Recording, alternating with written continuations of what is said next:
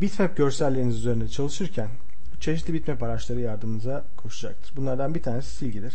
Silgi aracını seçtiğinizde özellikler denetçisinde silgi aracının özelliklerini belirleyebilirsiniz. Boyut silginizin boyutunu, kenar yumuşaklığını, şekil şeklini, sağdaki geçirgenlik skalası ise bir defa silmede ne kadar etkili sileceğinizi göstermektedir. %100 bir silmede tamamen her şeyi sileceğinizi, daha düşük bir değer aynı noktadan birden fazla kere geçerek ancak bu silme işlemini %100 oranında gerçekleştirebileceğinizi gösterir.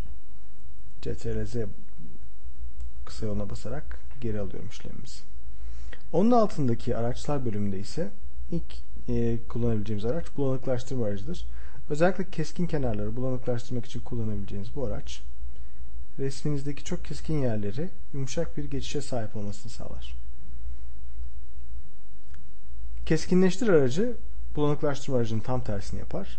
Soldurma aracı rengi koyu olan bir bölgeyi özellikle soldurmak için kullanabileceğimiz bir araçtır.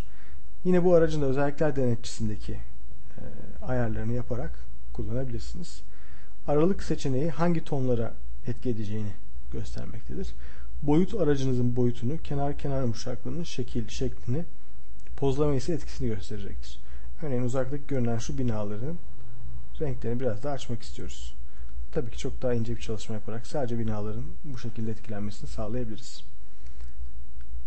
Yakma aracı ise soldurma aracının tam tersine belli tonların koyulaşmasını sağlayacaktır. Yakma aracının özellikleri de yine soldurma aracıyla benzer olduğundan onları da aynı şekilde ayarlayabilirsiniz.